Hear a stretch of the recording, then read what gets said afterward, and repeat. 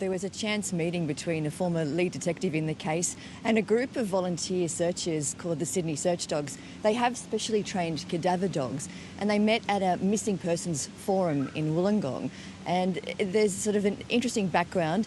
Senior Detective Frank Sanvitali, he was looking into the case nearly 40 years after Cheryl's disappearance. He was handed it to review, went through a lot of police archives, and he found a really detailed, pages-long confession from a boy who was 17 in 1971, who explained in incredible detail what he did to Cheryl and where he left the body.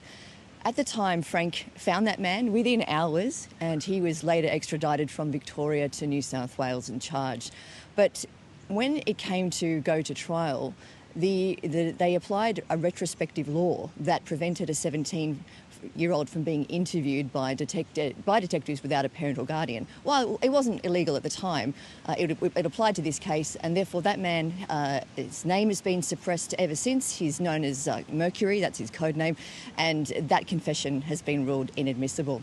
So this has devastated, of course, the Grimmer family, and recently the BBC has looked at the issue in detail in a podcast by reporter John Kay. It's called Fairy Meadow, and it's connected all these people, brought new witnesses forward. And at the Missing Persons Forum, Frank asked this group, would you help the Grimmers out and come and look?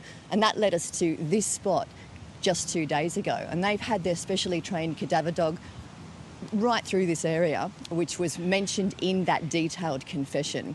And yesterday, there was a really interesting moment. Ricky Grimmer, Cheryl's older brother, was here, as was Frank Sanvitali, and the dog reacted in a strange way. It didn't give the command it gives when it identifies remains, and it can identify remains more than 50 years old, and that it would be sit down and bark. It did something peculiar the trainers said they'd never seen before, which was lick the tree and almost try and taste what was in that area.